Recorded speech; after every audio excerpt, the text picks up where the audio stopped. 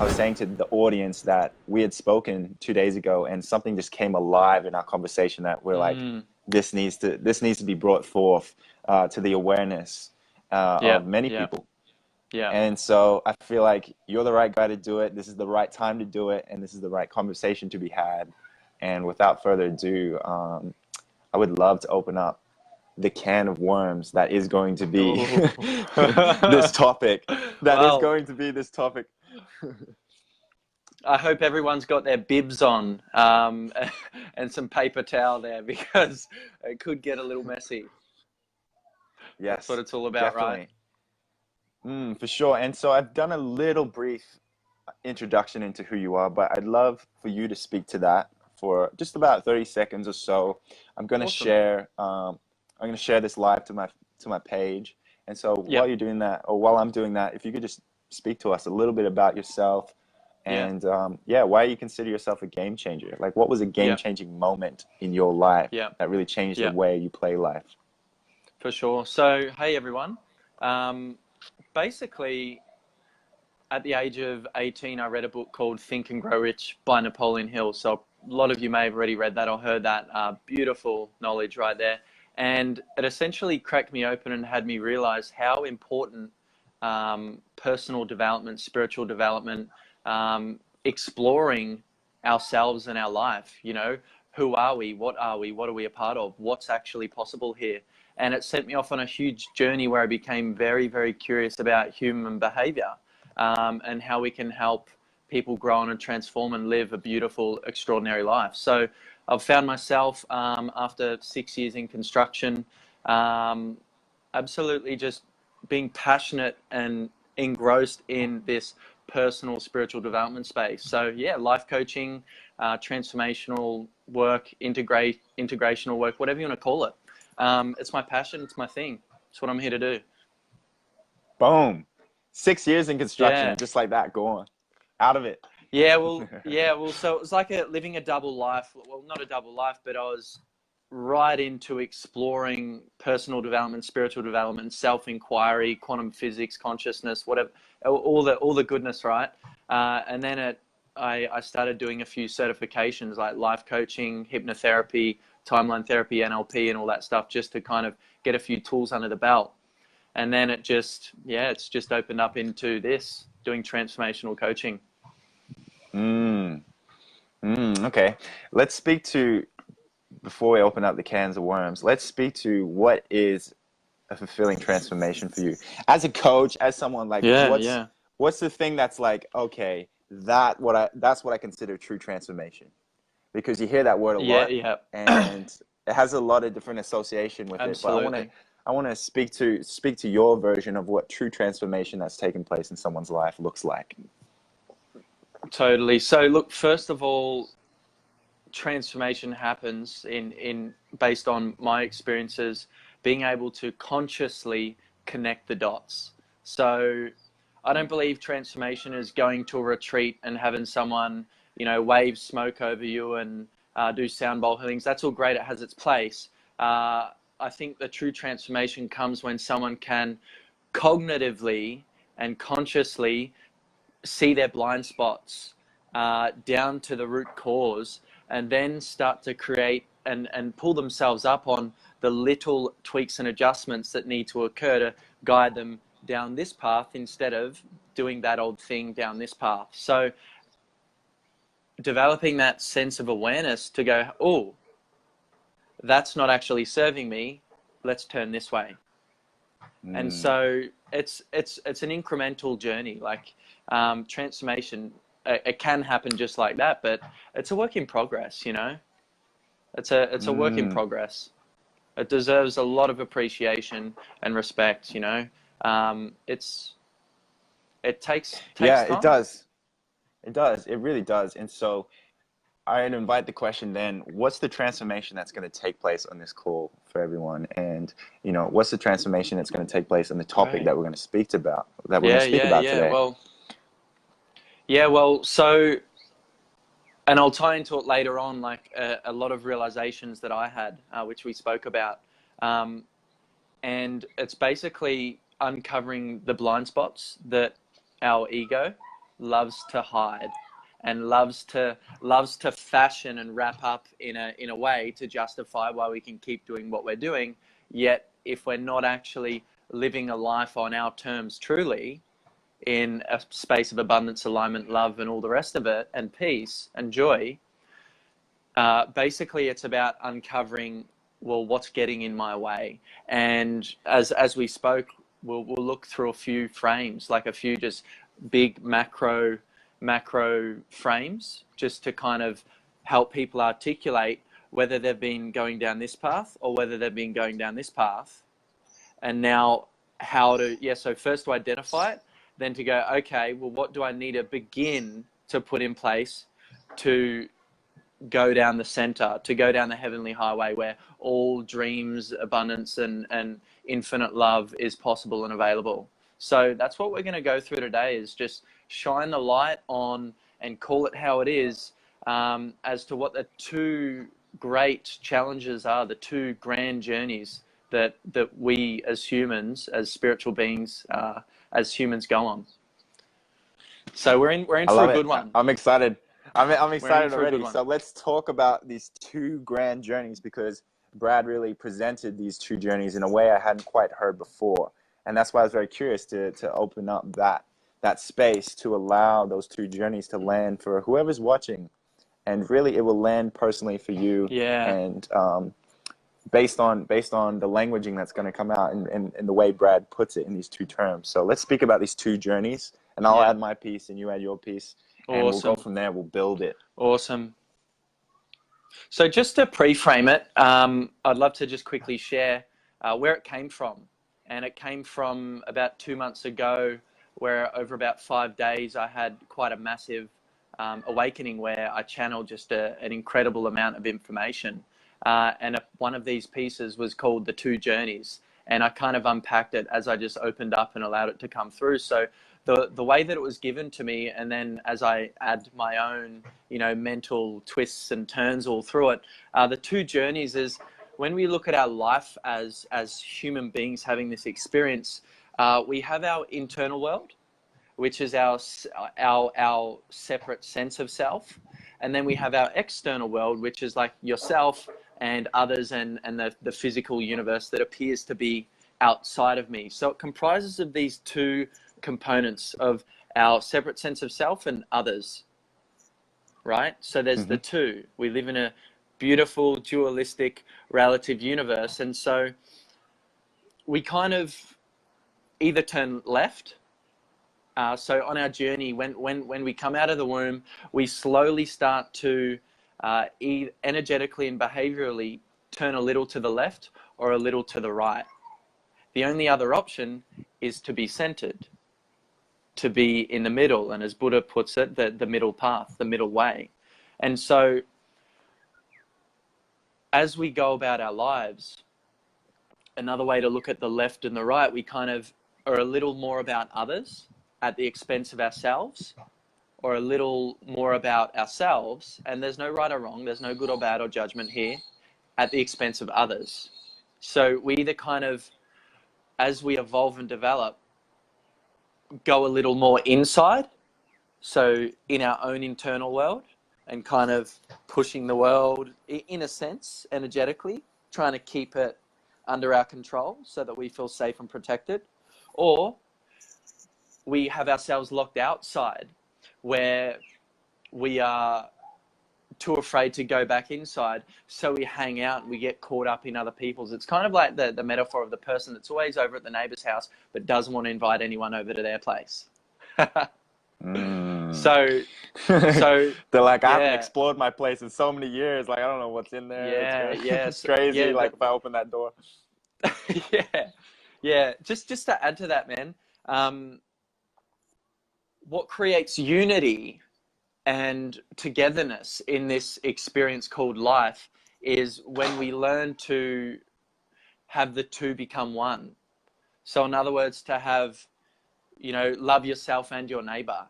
The idea, bridging the gap between the left and the right.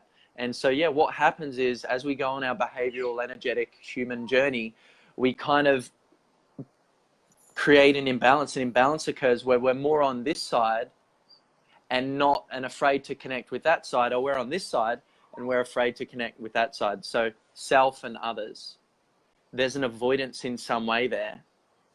So that's just a way to kind of introduce and flesh out, without going too deep just yet, the two journeys. Okay, so there's this brilliant way that you put it when you're in the middle, or you're committed to that middle path, where if you really look at it, you're turning equally right as you are turning equally left. Like, can you just explain that or flesh that out a little more? Yes, for sure. So where our dreams lie, where abundance is, where, you know, unconditional love is, peace, joy, bliss, everything that is basically that true infinite potential, it lies in the middle. So picture a seesaw, or say a set of scales. We want to just bring in here the law of balance, the concept of balance, that everything, you know, true harmony is where the balance is. So in terms of the left and the right, just imagine this: you're driving down the highway and you turn left, but at the same time you're turning right. So what's the end result? You end up just driving straight, right? So, and that's just the byproduct of engaging in the left and engaging on the right. In other words, another way of putting it, when I'm equally loving and focusing and caring about self as well as others, we then bridge the gap. We create the unity. We close the cycle and experience a reciprocal and mutual and balanced and harmonious conversation or dance with the universe. So with our separate sense of self and with others. And so, this is kind of what we were getting into the other day. Yeah, absolutely. I find it fascinating too, talking about that, because if there is no right or wrong, then it's okay to play in the extremes of those two. Yes. Until what? Until it's like not okay, or until it's, you know, if there is no right or wrong, then when is it time to get out of the extreme of left or the extreme of right? Well, here, like, I love to come back to the idea of what's ecological. So what's genuinely like, and so obviously what's good for me is subjective. The term good right then and there, it makes it my opinion. And then your idea of good is totally different to mine. So it's about going, well, in this perceivable moment, in this moment, what do I perceive with the utmost truth that I'm capable of embodying right now, that's good for me, good for others, and good for the greater good. And that's kind of our guidance system. So if you're pulling the wool over your own eyes and you know that it's genuinely not good, I mean, everyone knows, like, you know deep down if you're calling it good, but you know it's actually coming from a place of fear, doubt, and lack. If you know, we're all at that space where we can go, is this coming from fear and doubt? Or is it coming from this beautiful, unagitated, rested, harmonious place of love and trust?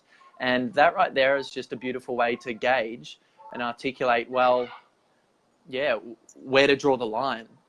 Am I hanging out here too much at the expense of avoiding what's over here? Or am I hanging over here at the expense of what's happening over here? So in other words, am I too kind of egocentric and about myself right now at the expense of others? Or am I too about others at the expense of myself? Fascinating. And so what we look at too, that almost this middle path is a state of, like, it's almost like bringing it back to homeostasis if you're talking about balance. And it's being able to, there's an innate intelligence that wants to evolve, that evolves the best when you dip in a bit of the extremes, but ultimately come back and to that middle to reevaluate, to move forward. But if you're playing in one of those extremes, like if I'm playing in left for so long, I've identified so strongly with that left side, then in other words, you could be throwing yourself so out of homeostasis, out of balance, and blocking the potential to evolve further because the left is so comfortable. It's like, well, I love the left side. I love being Yes. on this left side. There's a great view over here. Yeah, And yeah, I don't know about that right side, man. I don't know. It's pretty scary over there. yeah, Like yeah. that, I don't know if the view's going to be as good over on the right side. And so That's right. at first, when you go over to the right side, it might seem like it's totally out of balance, but only because you think you're in balance in the left side. Only because it's become so comfortable, it feels like that's balance.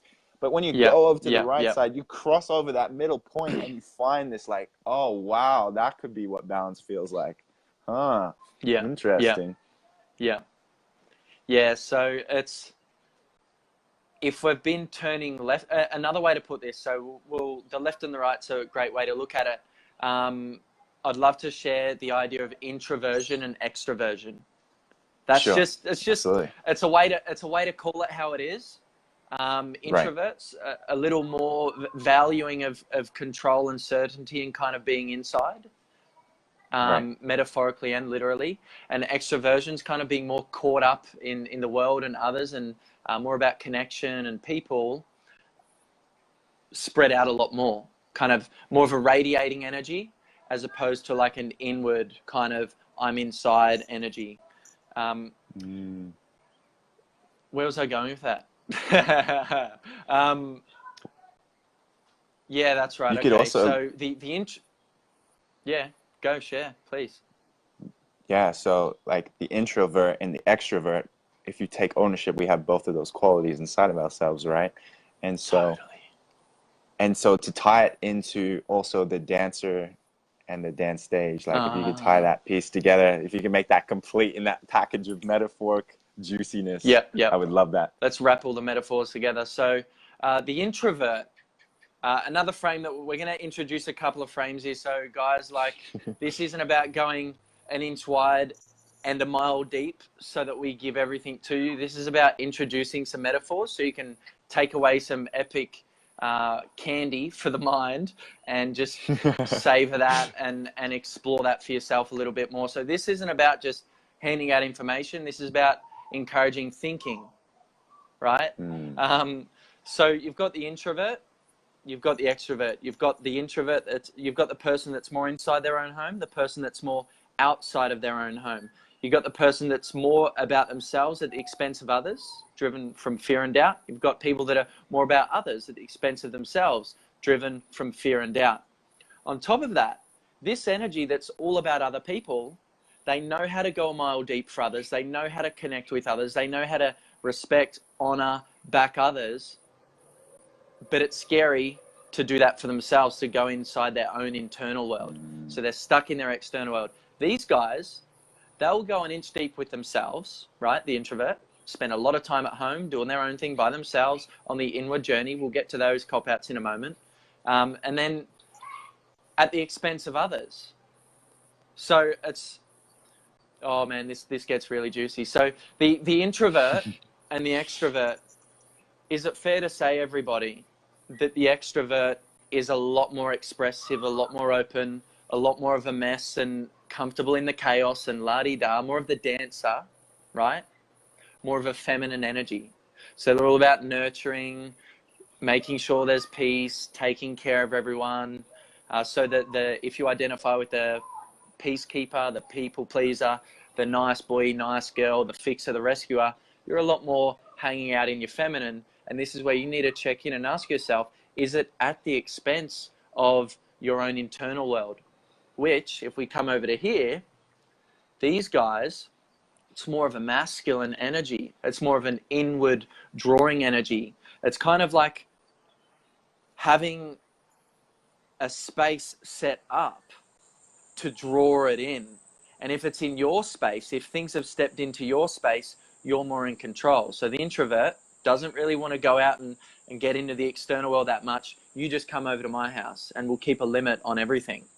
It's to maintain control and certainty. So it's more of an inward energy instead of the extrovert being like an outward radiating energy. When we look at the masculine energy as well, it likes to have stuff flow and flood in. So you'll see a lot of introverts that will have a few extroverted friends, and you'll have a lot of extroverted friends that have a lot of introverted friends.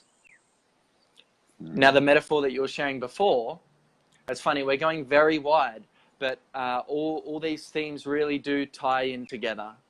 They do. Yeah, don't they? If we could just get a thumbs up with who's watching, just to see if you actually, if you're picking up what we're putting down here. Yeah. Just before we If you're go picking on. up, if you're watching the replay, or if you're tuning in live, just like thumbs up or a little heart. Just make sure that you're still on track. You're still focused on what's going on. We haven't lost you in beautiful. In the metaphor. Yeah, we got a love heart. Excellent, Fifi. You're still with us. We're stacking the metaphors here. So as you just shared before, thanks for reminding me, bro. The dance floor and the dancer metaphor. So guys, question: is it fair to say that the more expressive, extroverted energy is more of an outward radiating energy?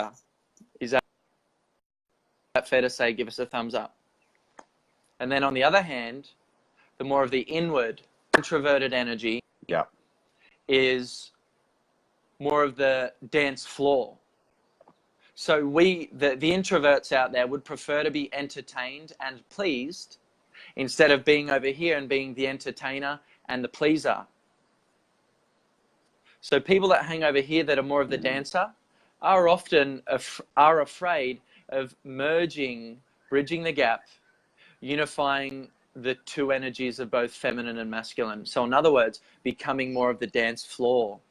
That's scary. That's dangerous territory.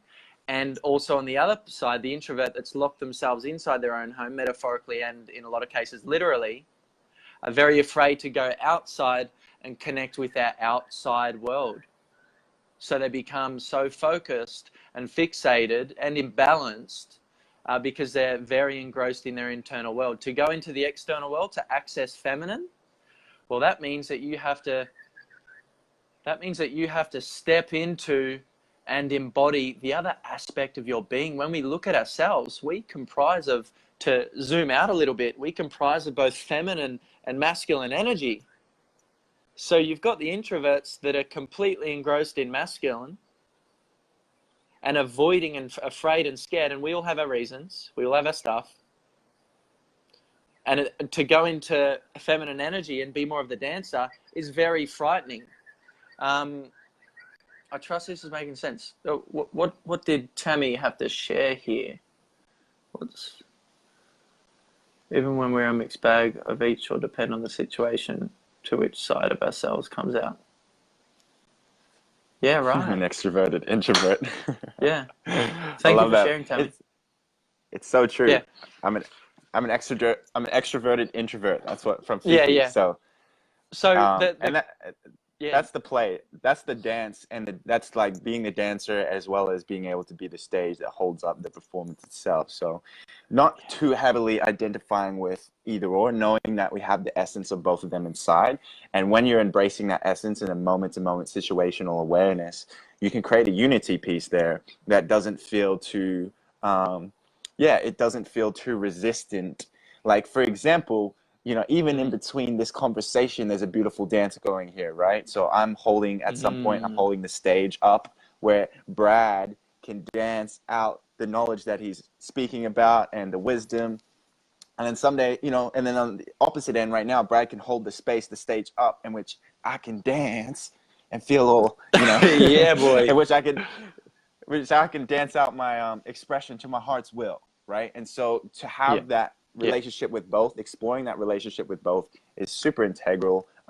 Whether that's news to you or not, it doesn't matter. It's being able to put that in other way of looking at it and in other metaphors is very interesting. Hey, Kevin. Oh my gosh, I haven't seen you in such a long time.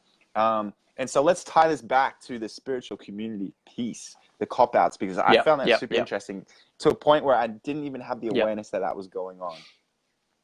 Yeah. Okay. So first of all, like anyone that's watching this, a few caveats. Please allow room and space and tolerance for generalizations to run wild here. So if you jump on and you comment out of resistance or disagreement, that's your stuff to explore yourself and dive into it yourself a little bit more, because I am sharing, and we are giving disclaimers, that we're going to share some generalizations. And now there is evidence in our universe, there is evidence that everything is possible and equally valid. But right now, what we're going to share is just a few cop-outs that keeps us either stuck in the left, in our introversion, being more of the dance floor, or stuck in our right, being stuck outside, being locked outside of our own home, more of the extrovert and the dancer. So for me, awesome, Kevin. For me, Yeah, it all appreciate came that. undone when I realized that the two main cop-outs in the spiritual personal development community. Number one is the value of serving others. So valuing service to others. This is where right now I'll go a little bit deep on this one, and then we'll go on to the second one. Valuing service to others and humanity. We need to check in. And now this is a question for each one of you to ask yourselves. Is my value of serving others perpetuating me from not connecting with my own internal world and going back into my own house? Am I valuing service to others because I'm too afraid to stand up for myself, have boundaries, and access my inner strength and tap into my masculine energy? I'll let that question sit with you. Okay? That was hitting a few chords in my heart. To check in with. Totally. Wonderful. I love the vulnerability because this is something that I'm still working on. Okay? So this is for those that are locked outside of their own home. This is something for you to ponder if you're in the spiritual space. Are you all about others and spreading yourself out too thin, talking to 10 different people each day and giving and giving and giving, and oh no, you have that. Where it's all about community. It's all about giving everything you've got. Give it all away. Be in flow. Sorry, right? Is the moment, is that at the expense of yourself? Whether it is go, are you getting stuff done? Are you taking care of your dreams? Are you earning an income through your coaching, healing, therapy business? Are you bringing anything in? If you aren't, and you're not happy with, certain things in your world, well, then this is a very, very important thing that you need to check in and ask yourself. Am I doing extroversion? Am I doing people pleasing, peacekeeping, fixer, rescuer at the expense and in avoidance of actually connecting with me? So am I going a mile deep with others because I'm too afraid to go a mile deep with myself? Maybe I'll be perceived as an asshole, cocky, arrogant. And I know this was a lot of the BS that was coming up for me, excuse the French, was going, oh, I'm bad. I'm mean. People will leave me. I'll be abandoned and rejected. And this is all risky, deep stuff. But now it's about going, well, hey, is it now time for me to open up my own door and go back inside a little more? So this is where the inner journey is relevant for you and is important for you. Let me know if you want to expand on that, or if you're happy for me to dive into the other cop out. Yeah, my expansion on that would simply to just let that soak in. Yeah. To take a moment, like literally to be in silence, because the peacekeeper or the rescuer right now would want to add more to that and would want to keep it expressing and keep it building. Yeah. So just the ability to just drop in and like. Yeah. There's something that I'd love to share on that in a moment, just to tie that up. By all means. So if you're someone who's put a wall up, a big brick wall made of fear and doubt and lack between you, the person, your internal world, your separate sense of self, and the world and others, and so you're predominantly hanging out here in other people's worlds and in other people's stuff and trying to take care of everyone else, it's time to learn back inside and serve you. So use your value of service and honor and respect and trust for others to your advantage to do that for you. And I know it's going to be scary and daunting and dangerous, but you've got this and you deserve to access that other beautiful aspect of your being. Once you've done that, once you've tapped into your masculine energy and learned to have people step into your space and learn to be the dance floor and know that you're strong and you're sturdy within yourself, you can then go back outside and serve others from a much more genuine, authentic, loving, beautiful place. So this is to disregard and get rid of your value of serving others at all. But it's important to, just as much as you're willing to serve others, serve yourself, so that there's the equality there. So once again, coming back to the law of balance, to truly serve others and take care of others, we must learn to hang out in our internal world and honor and cherish ourselves and love ourselves just as much as we're going to do that for others.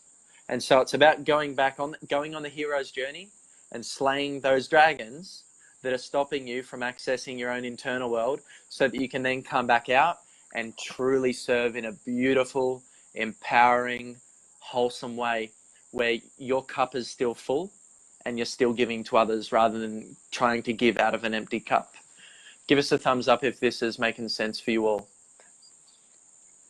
And so that's the journey of integration and restoration for the, let's call it the dancer, the extroverted, the over-functioning feminine creator beings.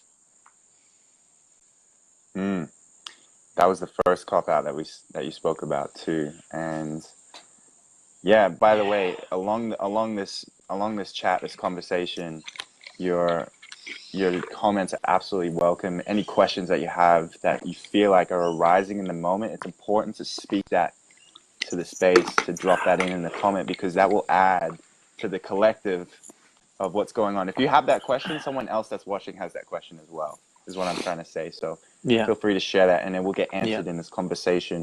And so just putting that out there.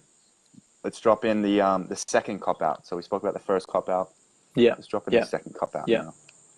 So the second cop out, and in the spiritual space, you see it a lot, where people are talking the inward journey, you know, just staying inside and meditating or duels or traveling the world. It might be where it's just about valuing the inner journey. First of all, when we look at the term, the word in or inside, that's a dualistic term. It's not absolute. It's flimsy and it's relative in nature. That's not the way, as Buddha terms it. It's not within the non-dual. It's not within the absolute truth. It is not there. It is in, out. So it's a dualistic term. That is not where true harmony true harmony and balance and unconditionalism, unconditional love is. It's in the middle, right? It's neither here nor there. So for all of you out there, I'm not sure, I forget who spoke about the philosophy, the idea of like, you've got here and there, this and that, good and bad. Well, we want to aim for the space of neither here nor there. And the way that we aim for this space, we can't actually step into this space, but it's learning to be just as much in our inner world as our access as a natural byproduct in this space of unconditionalism, in this space of living from a non-dualistic standpoint as much as we can in this human form. So there's a bit of a segue there. So this cop-out is community. We tend to put the inner journey on a pedestal, as if the outer journey, or so going into the outer world, is of the ego, and no, you're getting, you know, you love yourself too much, or need to share and express yourself. Why don't you keep it inside? Why do you feel the need to share it? Well, first of all, most of us didn't get the validation and the acknowledgement that we needed when we were little, unless you were brought up in a beautiful, healthy, functional, balanced family, and if you were, wicked. So actually, validation in some way to learn to love and fall back in love with ourselves. So it's actually very healthy and very...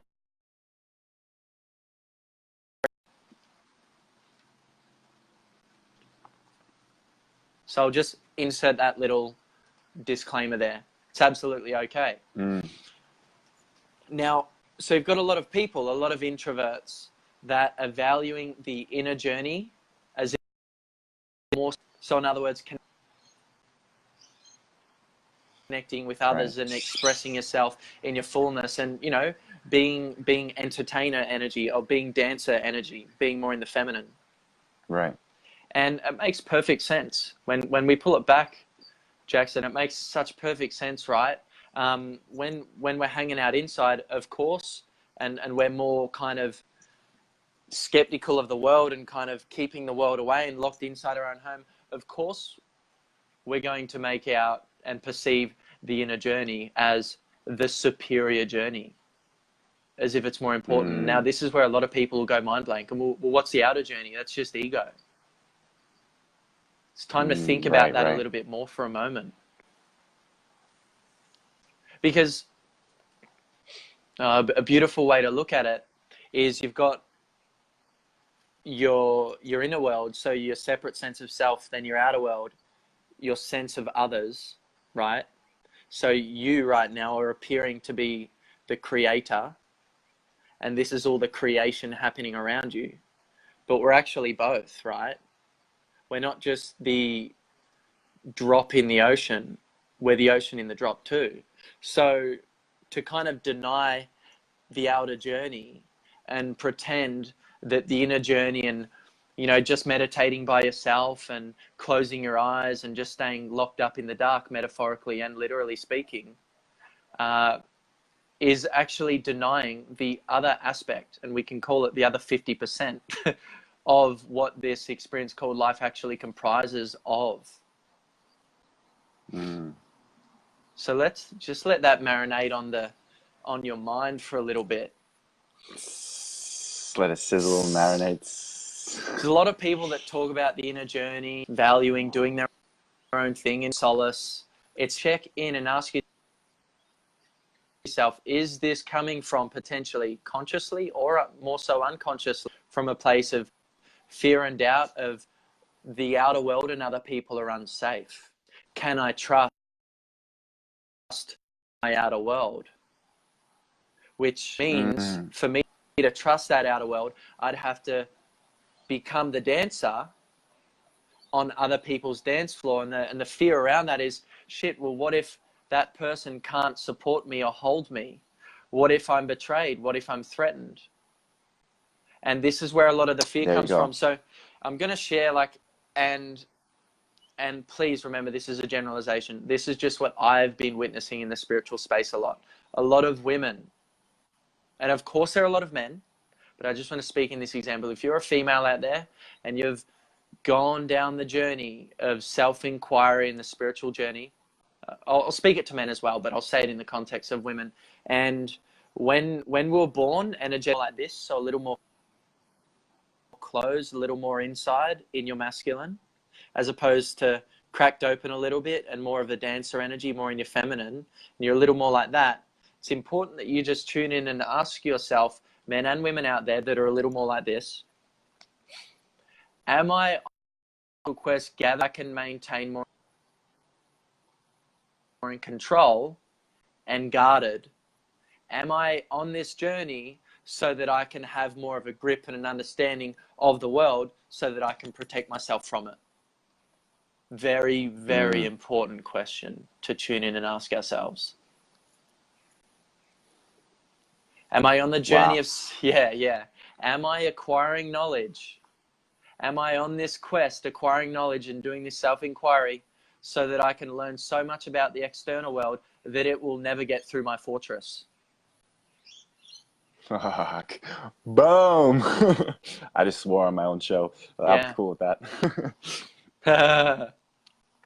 And so what I see a lot, and if we just zoom out for a moment and we look at the feminist movement and also the movement, men speak up, share how you're feeling, what's actually happened, and what I've noticed within men, like a lot of men that are in the spiritual space, they are very in their feeling. A lot of them. Generalization, I'm not saying everyone. They are very in their feeling, and a lot of women, through the feminist movement, rising up, having courage and independence. Put it this, I believe in equality, straight up. But this is where potentially ego, unconsciously, and based on our journey and upbringing from a young age, we've actually, that may have perpetuated the imbalance of either going more inside or more outside, which is pretty full on. So ironically, just to call the whole feminist movement, and I'm going to do it live with you, Jackson, the feminist movement, a lot of so-called proclaimed feminist women, boss women, courageous women, boss business babes, independence, courage. I want to ask you, are those qualities of the hunting, of the drawing in the money and, you know, focusing on results, is that really feminine energy? Is that nurturing, warm energy? Or is that hunting, absorbing, gathering money and being strong energy, masculine energy? Just a question for you. Just a question for you. Because in the spiritual space, there's a lot of women that continue hanging out in this space and they're never finding their man. They're in fantasy land. Never finding their man, never finding their man, never finding their person. No one's safe. No one's stable. I'm always let down. The men in the spiritual community, they're too wishy-washy. They're too immature. They're too expressive. They melt too much. Why can't they just stand strong? Why can't they just hold the fort? My question for you is, statement first, the universe is a vacuum. So if you're being the dance floor, how can the man ever be? If you're doing all the strength and holding the fort and trying to, and all, you know, locked inside your own home, how is it ever going to be possible for someone else to do the work for you? No man is responsible for you accessing your feminine and opening up and feeling safe. In other words, to become a dancer on the dance floor within your external world. In other words, be held by another person. So it's just something really important to soak up. You are responsible to integrate and go on your journey to open the door and go outside of your own home. And sure, you can have someone help you along the way if the man is wanting to go back inside his own home and become more of the dance floor, the space holder, instead of being the expressive, warm, people pleaser, melting one all the time, cracking under pressure. He actually wants to become more of the space holder. It's important that both of you become aware of which journey you've been going down and the work that it takes to start to transmute your energies, to start to complete yourself as the creator being, to step into that integration, that mergence between your inner and your outer world. So that's for people that are on the inward journey. And yeah, so just for women in particular, I'm noticing in the spiritual space. I would be very curious. In a moment, there are. Yeah, I would be very curious if there are two. I think, yeah, there's two women watching. You know, a reply to that, or a question to add, or an answer, or something to drop in based on what was just said, because it was humming and opening up. Yeah, it was just I love to hear it. Let's just say that it was music to my ears. It was really one of those things that slaps you in the face and goes, oh, interesting. That's a great way of looking at it, or a great perspective on that. I truly believe that. I do. Yeah. So if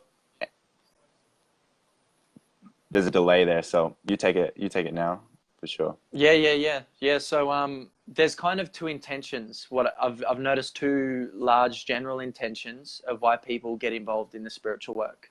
And if we're integrated and integrating and aware of the journey to bridge the gap between feminine and masculine, most likely you're embarking on it from a centered, unconditional space to serve your separate sense of self equally just as much as you want to serve others. However,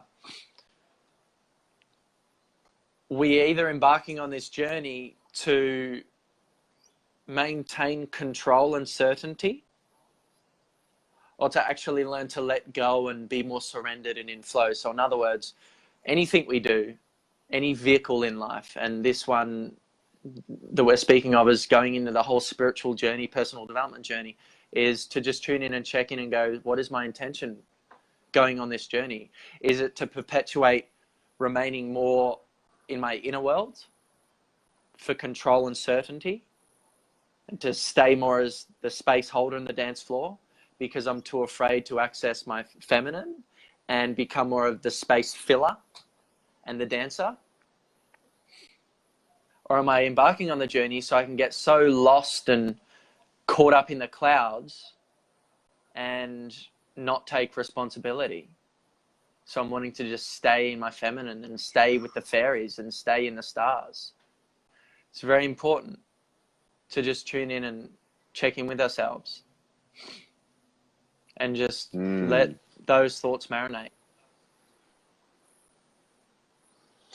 Yeah, because in one way, looking at the stage as the responsibility, without the stage, the dancer wouldn't be on the spotlight, right? And so the stage piece, if you're that responsibility, it's nice to have a really incredible relationship with both inside of yourself, but also with another person that is able to take on that responsibility, where times where you don't actually want to take on that responsibility and you just want to express yourself freely. And then other times where you want to hold the space and take on the responsibility and that person can express themselves freely. It's just brilliant. Yeah. Look, juicy stuff, juicy stuff. Thank you. Those that are dropping in the comments, Tammy, like... Oh, wicked. Yeah. What? Yeah, Tammy, I can see that you've had this evolution. Yeah, for sure. I can see that Tammy's had this evolution, which I think is gold as well, in the sense that she is, it would have been triggered by this a while ago. And I know there are some very centered people that are watching as well that have found a sort of a harmony, or at least coming from a place of integration and from a place of like, too much control and out of fear, out of gaining knowledge to basically separate themselves more or hold on to that strongly. So there's definitely some of those people watching. But either way, like I said, it's just about the perspective thing. It's about soaking up new information. You're getting this new information. It's changing the way you think. Changing the way you think is going to create a different choice in your life. Hey, different choices lead to new behaviors, new experiences, ultimately creating a new emotion, and that emotion triggering a new thought. Yeah. So that's what it's about. Yeah. It's about bringing that cycle back in. Yeah, definitely. I almost forgot to share as well, just to add on to that and what we just shed light upon, is for a lot of men that are in this spiritual journey, often a lot more warm in nature. Just generalization. A lot more warm, expressive, into their feeling in nature. And it's important for men out there that you don't project your discomforts of tapping into and connecting with being the space holder, the dance floor, in other words, more of your masculine, and just that you aren't expecting the woman to do that work for you and be the flow and the messy and the feminine. It's actually so important that you connect, you go back inside and connect with you and tap into your masculine and tap into having boundaries and standing up for yourself. Because if you remain naive, you will continue to attract guarded, high-walled women that are valuing, and there's been a few people in the spiritual community that have actually shared what's been happening in their experiences, without naming names. There's a few people that have attracted that, a few men, and I'm sure there's quite a few women that have attracted the same on their journey. So it's just really important to consider and acknowledge both journeys and how they're actually affecting both men and women. So it's now important that we begin to restore and bring balance to our sense of being.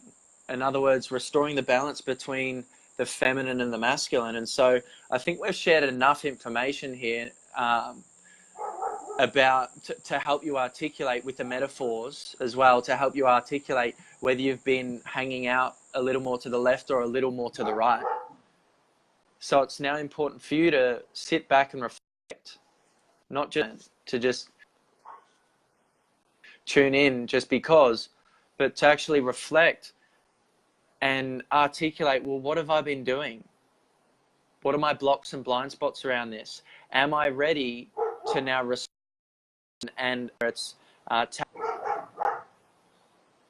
tapping into more of your feminine or more of your feminine or more of your masculine.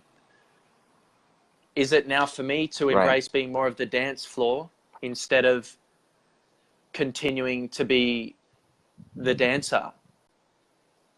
Right. So there's more than enough there to soak in and evaluate and apply. We'll answer a few questions. I see here that Fifi's dropped in. I absolutely agree. The problem is that when you have had to have stepped up to keep yourself for a while, it's hard to drop your guard and allow others to take it. It takes the right people around you to create the environment where you can be safe again. Totally. However, it's important, Fifi, that if say, for example, and I'm just assuming here, based on your response, and just to confirm with Jackson and I, would you say you've kind of been more connected with your internal world, more connected with masculine energy? Not to say that we don't access feminine, not at all, but we kind of have an unconscious default that we're going back to. So can you just confirm with us that that's kind of the journey, the behavioral journey that you've gone down? Or Just you with don't the have to, thumbs maybe up. it's not relevant. Yeah. Or maybe you don't have to, like that's completely fine. But so I'll just answer in response to your message. What we want to do is we don't want to take this out of context, because this can be our very blind spot. If we're waiting for the environment outside and everything to be right, it never will be. Sure, we can have a few things in place, like you can have a few boxes to be ticked, but it's just very important that you don't have a checklist of a million things that you know are impossible for an environment or a person to meet, because that will only perpetuate you keeping your guard up, and will only perpetuate from you, will only have you continuing to deny the other beautiful aspect of your being, the feminine, engaging and embracing the external world, being more allowing and surrendered and in flow, being more of the space filler and the dancer.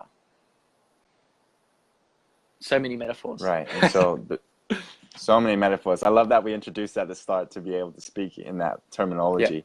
Yeah. So Fifi wrote, I have been kind of forced into the masculine, traveling by myself and career driven. So just to... Yes. So this is a pattern that we see a lot of. This is a pattern that we see in the spiritual space a lot of. And it's perfectly fine. There is no right or wrong. There's no judgment here. And I'm very thankful for you sharing and being vulnerable and open to share that here. It's wonderful. So wonderful. Just by recognizing the pattern itself. Yeah, just by recognizing the pattern itself is enough to have the awareness there to create change in that pattern. And I believe, the whole dropping your guard down again to allow others to take it. Like you said, waiting for that right person to take it. It's going to be unexpected. You're really going to be blown away, and it's going to come in such an unexpected way that person's going to take it. So for you to feel like there's a criteria, or maybe it's this person, it could be this person, instead to just, I'm going to drop my guard down and I'm going to trust in that. And hey, this person might not be able to take it, but it's better to trust and try for that anyway. Totally. Because the person that is going to take it is going to be so unexpected to you, you never could even imagine. It would be like, and that's what creates the experience. Yeah. It creates it. If you can predict how they're going to take it, and you're waiting for that prediction to come true, you're probably going to create more of a gap between that coming true. Totally. And so that right there as well. So that thinking, that's masculine thinking, right? That's not feminine. Is surrenderedness. It is flow. You can't plan surrenderedness. You can't have organized flow. So just give us a thumbs up with that, Fifi. And it's like, we cannot plan vulnerability. It is not a planned thing. It's not something you rehearse in front of a mirror. You have to do it with someone else. You can't do vulnerable in secret. You This is cannot do just vulnerable to in add to secret. that. Just to add to that, we had a episode on Game Changers Live with Blaise Grinner, and just to speak to not being able to plan vulnerability, we opened up the space for something extremely vulnerable to take place that none of us had planned. So it's just it's not like I was like, hey Blaise, let's plan this Yeah. very vulnerable moment on the call. It just happened, and it was unexpected. In fact, I never could have expected that, and it caught me by surprise. Yeah. And it Yeah. was super vulnerable. So just to give it, the same can happen to you for that person you're letting your guard down to. Is going to catch you by surprise, and you're going to feel vulnerable about that. You're like, wow, I never thought it'd be that, or it happened like this even, because that's the surrender piece to it. Yeah. Sorry about the dogs. That's cool. They're chipping in and sharing some absolute gold. I heard that. And it's landed with Fifi there. So absolutely, I'm pumped that this is resonating with you and the penny's dropping. So now that for you, Fifi, like, because you're engaging right now, it's beautiful because you now get to kind of tune into, get a little more intimate with your blind spots and figure out ways where you can connect with the outside world. And now, even easier, you'll be able to tune in and go, well, is this coming from that space?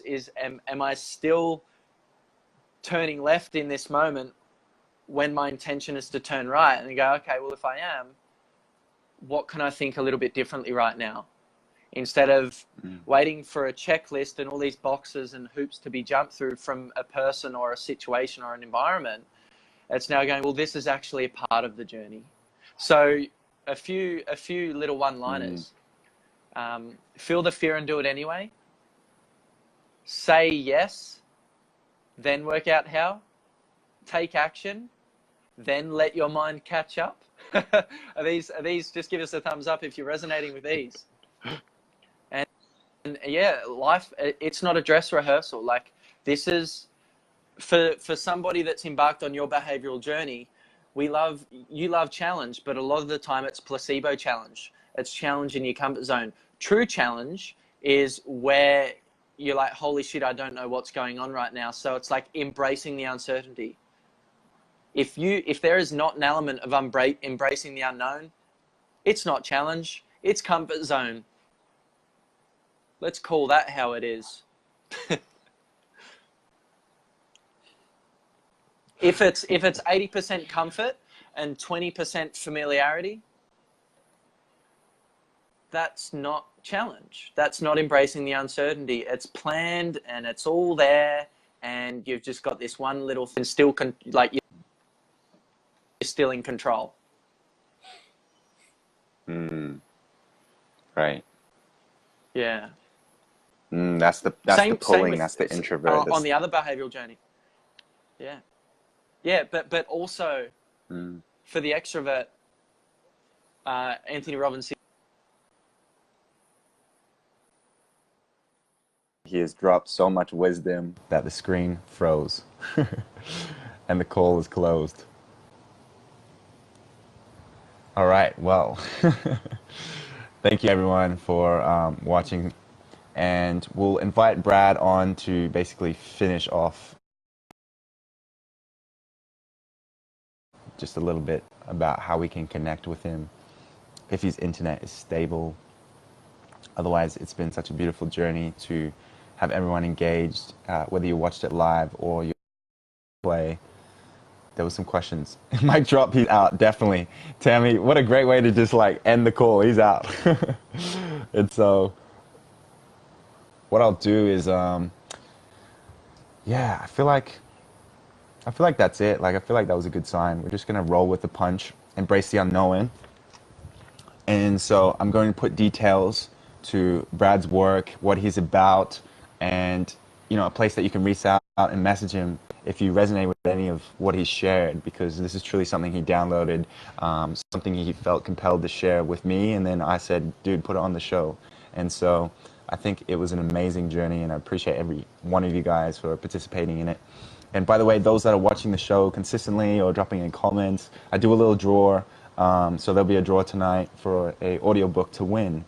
And, you know, if that's your name, congratulations. So that will be taking place tonight. I'll drop in a personal message to that person who won. I do the old classic, you know, you write the names down, because I only got like 75 people or something that about watching the show, so I can still do the name piece. Once it gets bigger than that, I'm gonna have to like do something different. But nonetheless, tuning out. Thank you guys. Bless, bless.